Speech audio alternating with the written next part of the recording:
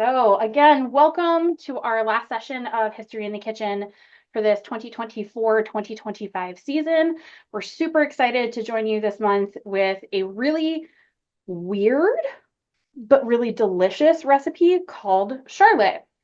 Now, if you've been sitting in the room for a little bit, you'll have seen the supplies list, but I'm going to have Rachel pop that back up on screen for me so we can take a look at it again for just a moment.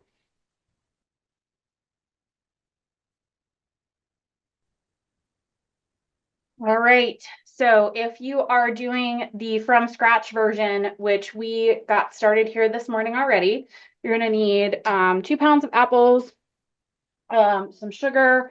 We've already done our from scratch version. So we've got our 3/4 of a cup of sugar already in there, cinnamon, nutmeg, salt, and a couple of loaves of bread. And we've kind of started getting things in process because if you've had a chance to look at this recipe, you'll know this one takes a little bit longer than our 45-minute session. Rachel, can you give us that recipe, please?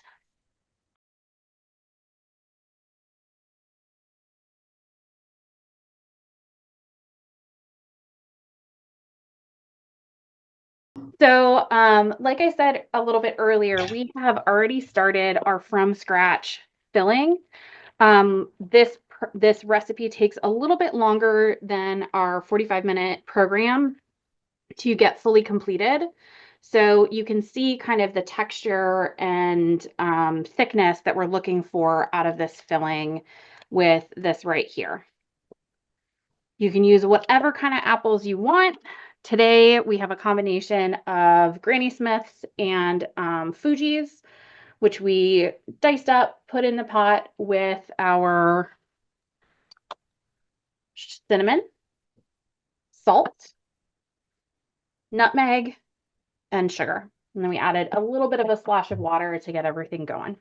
And we are making these today in muffin tins. If you're making a bigger version, you might want your apples to stay a little bigger. But I cut them pretty small because of the muffin tins. Yeah. Well, it's also getting cooked down, so Yeah. it's all good. It'll taste delicious no matter what you do. We're going for Bob Ross style here, not brand. So we also discovered when we did the testing for this recipe that an artisanal style loaf works a little bit better than like your store-bought bread aisle breads.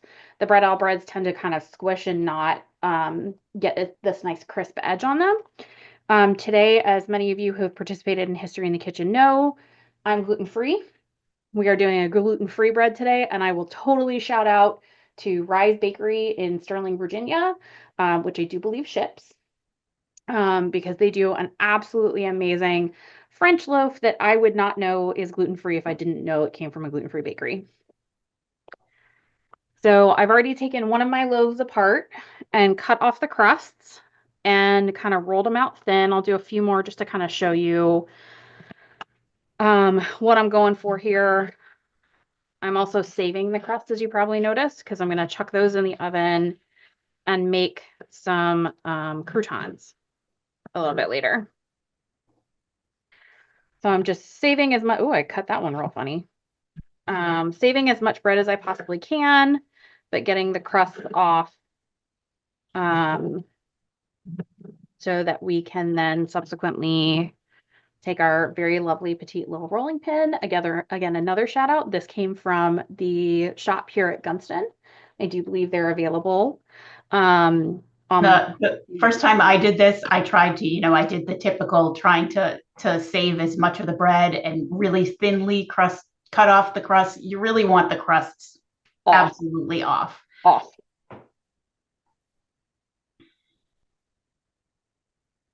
Because you can see where I've missed a little bit of the crust and where some of this bread is just not rolling out quite as thin. That's okay, but it will make the next bit a little bit later. So I'm going to go ahead and go through a bunch more. I'm going to go a little bit more quickly. And we can talk a little bit about food available in wintertime in the 18th century. Because right now we're in the very end of winter, and there is not a lot growing out there. Rachel, when you were at Claude Moore, what was this time of year like for tenant farmers? We had usually kept in the word when I worked there, I could never think of it either. The little underground kitchen. Are you talking about the root cellar? That one. I would be there. I would be talking to guests and I'd be like, you should go see trying to remember what it's called. In the root cellar at this time, we had potatoes, sweet potatoes, onions, and some kind of sad carrots and like maybe some turnips. But those at this point were pretty much gone. So we were eating a lot of potatoes, which in my world is amazing because I love a potato. But by the time you got those first beans or those first lettuces, The peas, man. they were definitely sad cat, that sort of like floppy carrot. Um, by the time when you got those first greens, it was like the sun coming out. And in the root cellar, it's really interesting. If you look it up, the different foods and we would have apples. Sorry, I forgot those. The different foods would be stored differently. You would keep some things in sand, and you would keep some things in hay, and all of this was sort of people's trial and error over the millennia to figure out what was going to keep things the coolest. And gourds, pumpkins. Also eggs. Eggs had to be stored over the winter because, as you may have noticed, it's also avian flu right now. But if you remember last year, there was a huge egg shortage. Chickens don't produce eggs in the winter. So eggs also had to be stored, and they were sometimes coated in grease and then stored in containers, in root cellars as well. And I was thinking, there are a lot of plants that overwinter in the garden.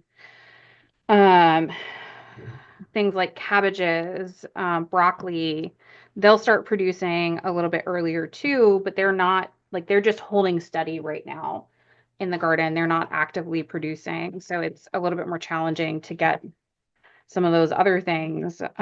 We actually do have broccoli, cabbages, lettuce, which is a little bit frostbitten, in the garden here at Gunston right at this moment.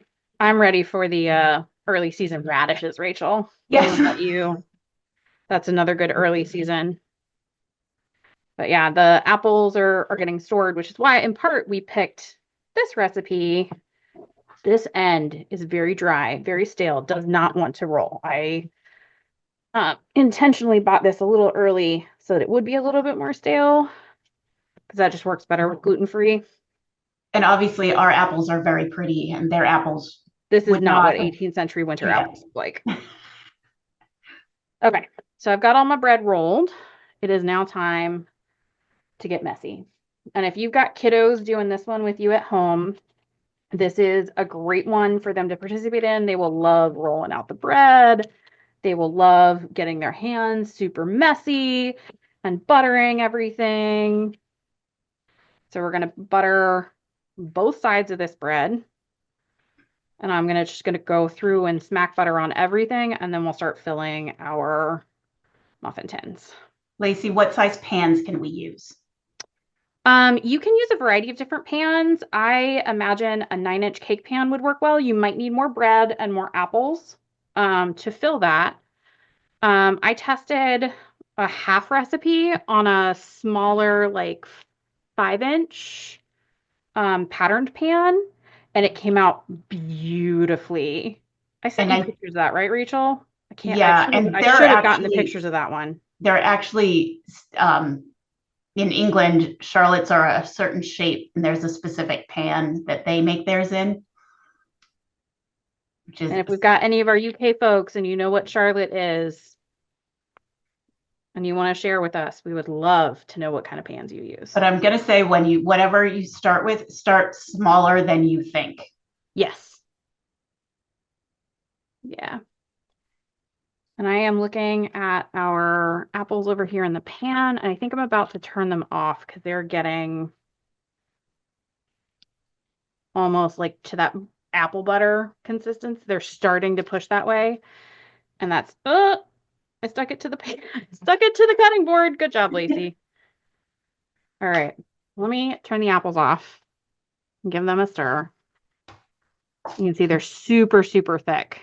That's exactly the texture that we want here.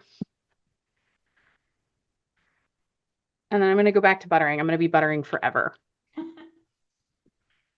So another thing about apples, especially in America and on the East Coast, where they were doing tenant farming, there was your tenant farming contract with the person who owned the land. So George Mason would have tenant farmers, and there would be a contract with them, and they would have to do a certain number of things. They would have to plant corn, and like at least, an acre of corn. You would have to, you were doing tobacco for your cash crop, but it would also, you had to plant usually 30 or above, depending on how much land you have. But I've seen ones up to 100 fruit trees, both like peaches and apples. Have I never showed you the one, Rachel? Is there one up to 300, or am I imagining that? 800. 800. Yeah. 600 winter apples and 200 peach trees. I wonder how much they were like assuming we're going to die. We're going to make it to first. Yeah, to the first fruiting. Because apple trees, in the scheme of trees, fruit trees are one of the shortest lived trees. Like they get to fruit production, then they don't have a whole lot of time left before they're starting to go, and I'm done. And my memory of planting an apple tree in our backyard was it takes a long time to get your first apple. Sure does. Sure does.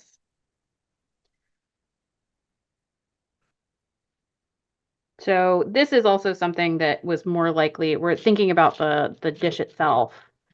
The apples were super accessible. Everybody had apples. Everybody was doing a lot of stuff with apples. I'm sure they were really bored of apples by the time we had end of winter. Oh, thank you. That's a picture of a Charlotte pan in our chat. Ooh. Oh, I love. That's beautiful.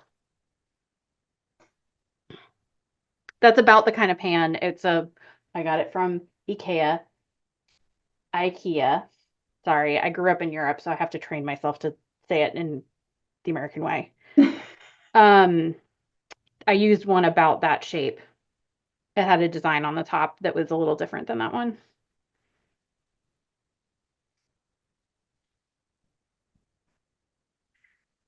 All right, the buttering continues.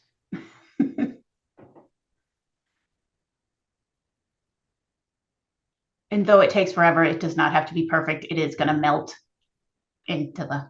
You notice I got a little lump there, a little thin over here. It's all good. I think when Lacey and I made this together, it's like I started out really neatly, and by the fifth piece, I'm like, we got whatever. Done. It's fine. It's fine.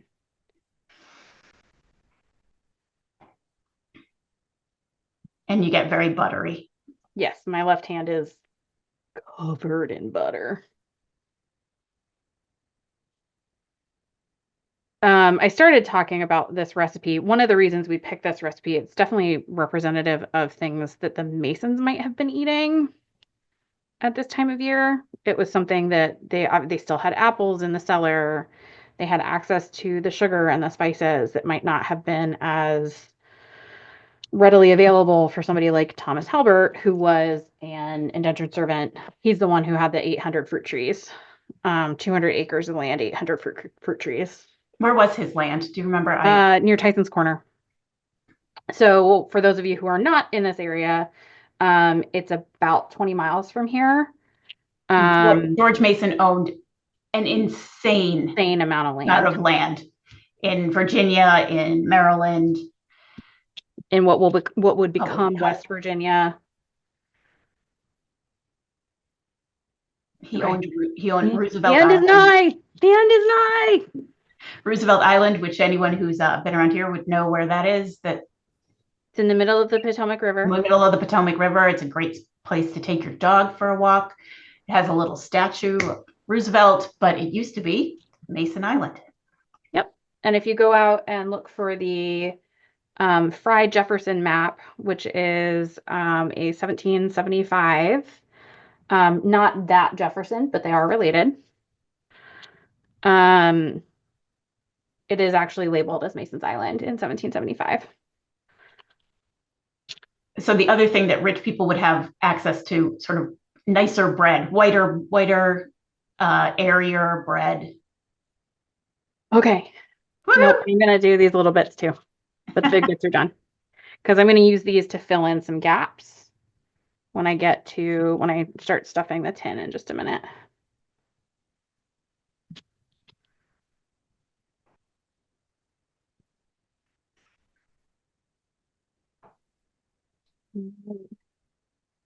We had any questions in the chat yet, Rachel? We've been talking a lot this morning.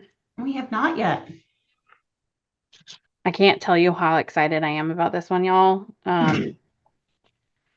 These apples, obviously we started cooking them earlier. The kitchen smells amazing, like kind of the sense we associate with Christmas. Okay. All right, now I'm done. All right, I'm gonna clean up my hands. I'll be back.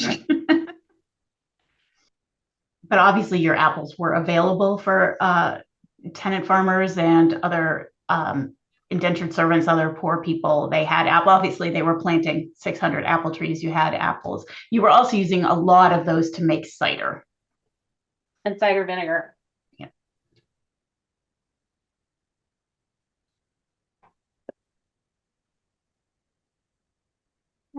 Moving my apples out of the way. I just need a little bit more space here.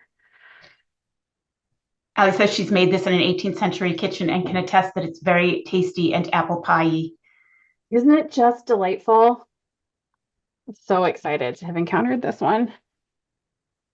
Oh, you know what I totally forgot to do? Forgot to turn on my oven, everybody. 350.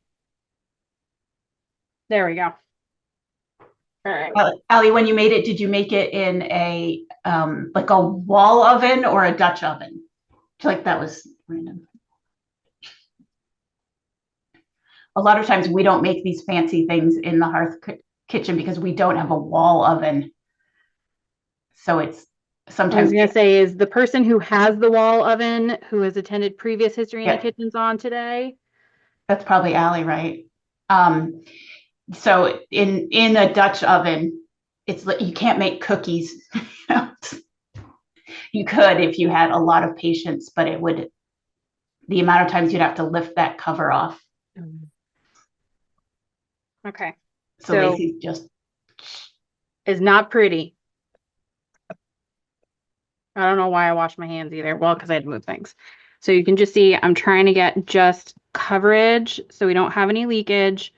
This is not British Bake Off, Paul Hollywood approved. Shh.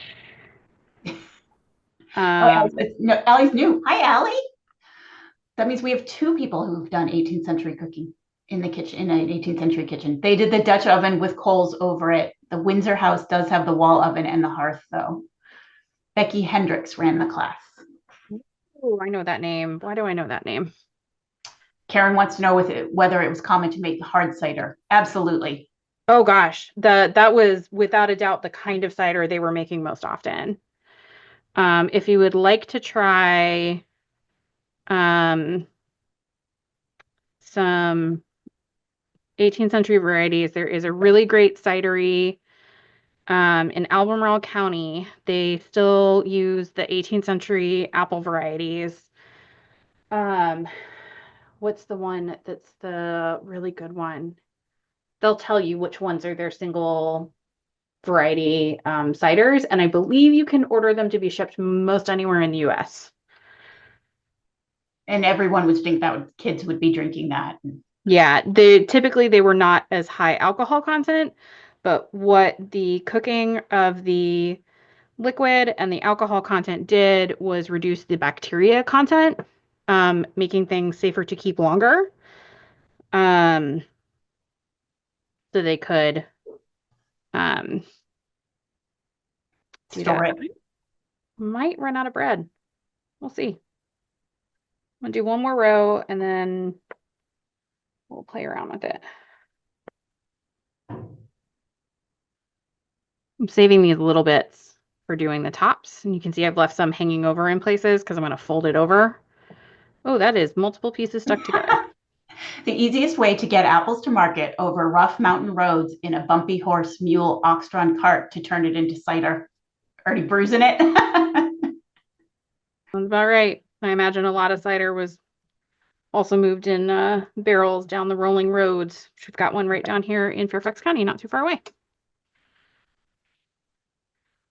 Which they get their name, rolling roads, from literally rolling barrels down the road to market. Mostly we think that was tobacco in hogsheads. Okay. All right, I gotta wash my hands again. So we're gonna set this aside for a minute. Karen, it was mostly home use, the cider. Usually housewives, if you look at a lot of cookbooks, they'll have a recipe for cider. Most women were making it at home. It was definitely, but the tavern would have someone who was making their cider. They would have a brewmaster or mistress, often mistresses. Often mistress. Yep. It wasn't until brewing became more commercial, what, 19th century? That brew master, it became more brewmasters than brewmistresses. Okay. It was definitely a housewife task for a long time. Yeah. All right, so I've set my my stuffed pan aside. We set two versions of this for you. Ooh, I got a bread crust in there. We put two versions of this on the recipe for you. Recipe's up here for me, by the way. So you've already seen we're making it in the pot today version. I'm going to stick the PDF in the chat again. And you don't want to mess with heat until you shove it in the oven. Guess what? Canned pie filling works just fine. So I'm going to dump this can of pie filling in here. But most pie fillings don't have a huge amount of spice. So we're going to zhuzh it up a bit. This one has flavor and spices. Flavor. We're going to add some more. And you can see the apples are pretty big chunks in here. I am going to make them just a little bit smaller with the spoon. Just so, as Rachel indicated, we're making this in muffin tins. We want them to fit.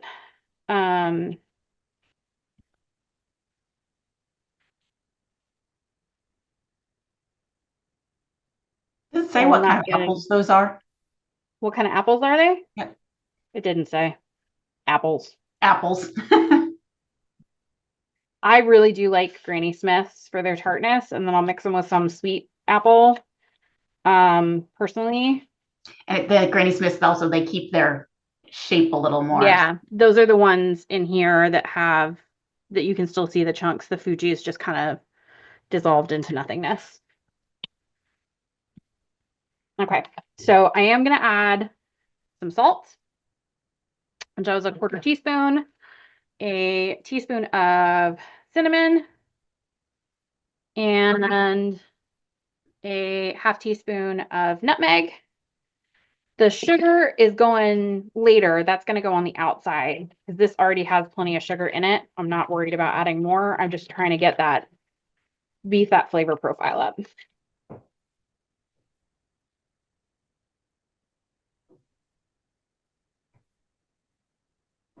Yeah, that looks right. Now we got some color in there. Not that pale. That's why I asked what kind, if it said what kind they were. They were very pale. They were very pale. Okay. So back to our 10. I'm going to do half and half. I'm going to fill half with our store-bought. And I'm filling it up pretty full. You want it to be pretty packed in there. Yep. And you do want your mixture to be thick. You notice both of these mixtures are very thick. You do not want runny filling. If you have runny filling, you're going to have soggy bread. And although my bottoms are not pretty, they will not be soggy.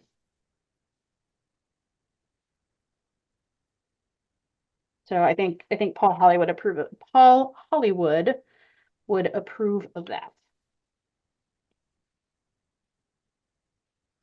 Okay. A lot of these people have met us. They probably wouldn't say that we're the neatest people.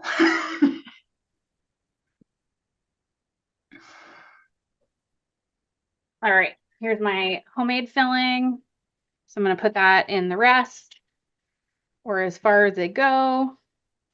Every time I make a birthday cake, I'm like, don't look at it, just eat it. It's not my skill set.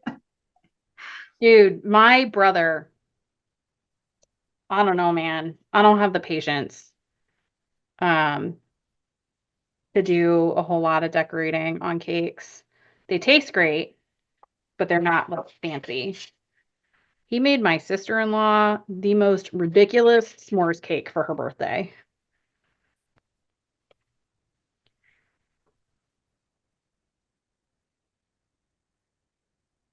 In the random food discussions, I made what was called a ding dong cake because I can't eat ding dongs because they have tallow in them. And it had 27 different parts to like make the weird kind of filling that ding dongs have and the chocolate cake and then the ganache on the top. And it was decidedly boring. Not worth it. I was like, oh God, Not worth it. this is why I just make chocolate cake. Yeah. All right. So I am now covering all of these. I'm just trying to seal the filling in. Again, it's not pretty. It's just filled. My bread is sticking. It's a little warm in this kitchen, so my bread is sticking to itself. Because it's all buttery, which means it's going to be really nice and crispy when it comes out of the oven. It's going to be delish.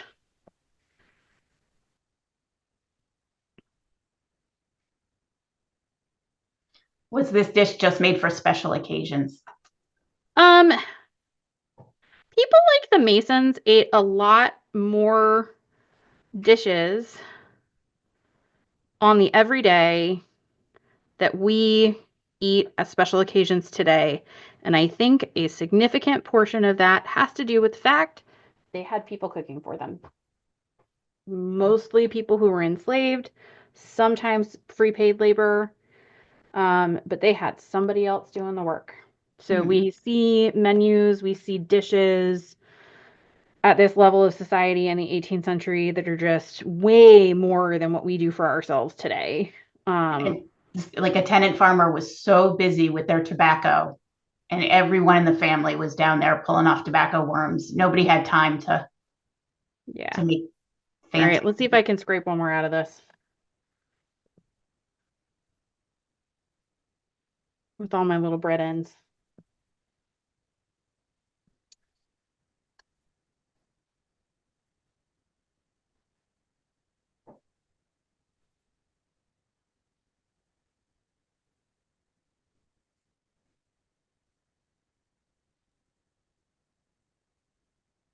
Yeah, I suspect people who were tenant farmers were cooking like a one-pot meal, and they might do something like this for a very special occasion.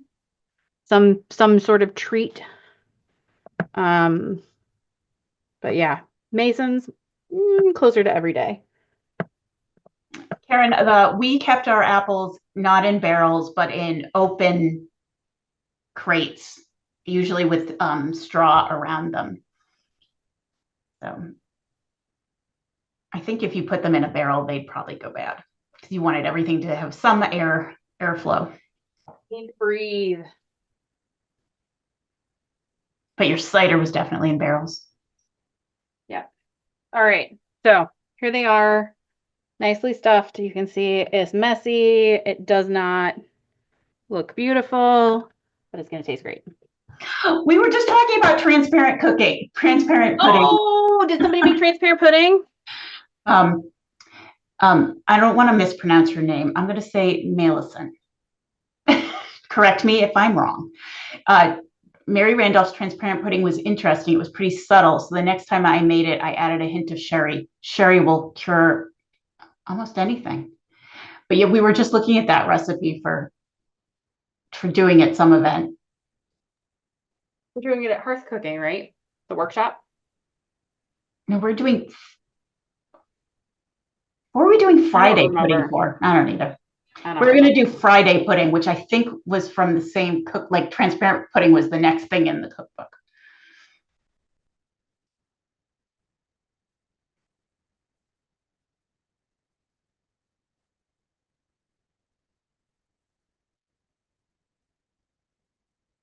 So I baked in a Dutch oven. You are brave with your Dutch ovening. I'm a lazy Dutch ovener. Gonna say I've done transparent pudding in a Dutch.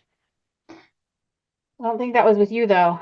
No, though I usually have like kids surrounding me, so I like hate taking the cover off the Dutch Yeah, oven. when Rachel and I cook in the hearth kitchen, we're either working we're doing our in-person hearth cooking workshop, which we do one for adults. We also have one for kids, and we're trying to be very cognizant of the fact that there are small humans, somebody else's precious cargo with us. So yeah, and when we're doing it for events, there are kids coming in and out and in and out, and of course they walk in and go, "Ooh, fire!" And then they want to get really close, and we have to be like, back up. All right. So it's in the oven. It is cooking. It's going to be a while, so we're definitely going to go over time today. We'll hang out for a bit and pop them out in the oven, but I'm going to go ahead and taste our filling with some of my crust.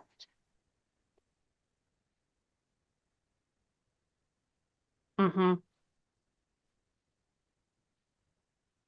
I will be eating all of this. There will not be any for Rachel or any of the other staff who are here at Gunston today.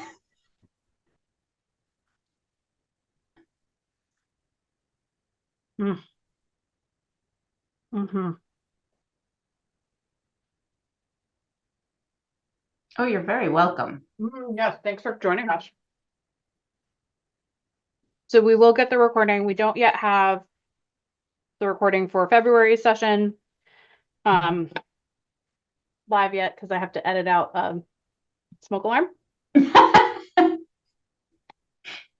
was dramatic, you know. It was very, very exciting for those of you who were with us last month.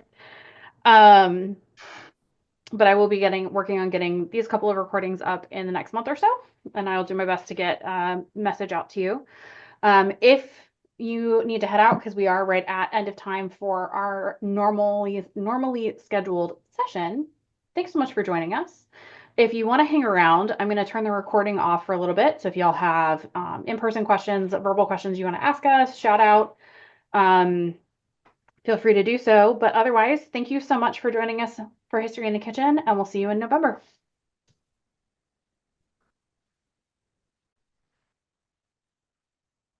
Okay, so yes, I know. I just turned the broiler on, have just popped these out of the oven. They're looking beautiful, nice and crispy on the edges. This one looks like it's going to hold together pretty well. So I am going to very carefully flip it out. Nope, it's not going to hold together. Or any of them going to hold together. They're still very soft on the edges, on the inside. The outside edges are looking good. All right, let's see if I can make it happen. No, I'm going to put it back in the oven with the sugar thing. Ta-da! Okay, so this is where the sugar comes in. We're going to sprinkle it on top. Nice layer on there. And then while Sam and Rachel taste the product, I want to put this back in under the broiler, caramelize that sugar. All right, they're going to be hot.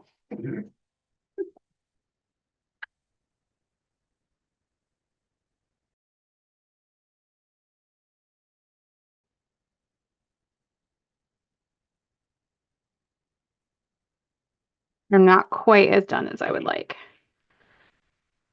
There is one if y'all want to try it. Nice asbestos smell. You're letting me taste it. Oh, it's crispy.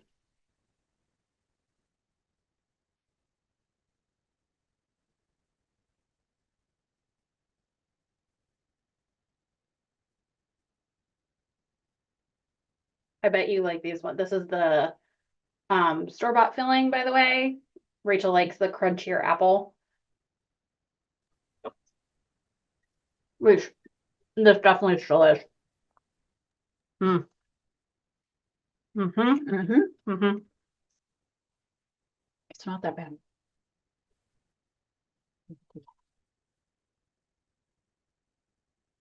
All right, we're getting a verdict from Sam.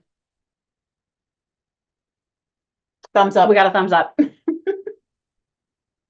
He's been through several tests, so clearly this is he would say the tests weren't good. First one certainly wasn't. My understanding is that the first one was soggy. Yeah. And a large quantity of strange bread products. Yeah, I was also No, it's still doing its I thing. was using a mix of the breads that were in my house, so it was also like diseased looking. Cool. Great. That sounds wonderful, Rachel. Oh, that was also the one where I started with raw apples and that did not work. Oh, yeah. Yeah, you definitely have to cook the apples. Which they do not say in one of them. Yeah, one of them you're supposed to start with raw apples, but if you do that, the liquid's gonna cook out and will be everywhere. Whereas the other one says stew any kind of fruit, which is why I did cherry my first test. Okay, I think the verdict is that it's delightful because that's Sam over there. Coming back for the other more. hand. Sam's hand coming in from the side. Yeah. And the last time we saw Sam's hand coming in from the side was it was something fried. Oh, I don't remember. Yeah, but I believe it. All right. Oh, there we go. So here is the sugar, a little hard to see, but we've got just a nice little caramelized crust on the edges. I'm gonna give it another moment or two more to get it caramelized in the middle. I'm also not gonna use that again. It's fine. One of those useless bottles. Mm-hmm. What? Was it the chicken? Could have been the fried chicken. Fried chicken was much Cause much you- clamored over. Because you were sick and missed the potato. I was gonna say the Yes. potato balls, but you missed Mm. the potato balls. Potato balls were delightful. We are talking about all kinds of previous sessions of History in the Kitchen, which if you have missed, you can catch those still online. Find yourself leftover mashed potatoes, Oh, potato balls. chuck a little bit of flour, a little bit of butter in them, roll them up into balls, fry 'em. They're delightful. That was our everything fried. Everything season. fried season, yeah. Mhm. Except the last one was like a salad because we decided to not give everyone scurvy. Yeah, and or heart attacks.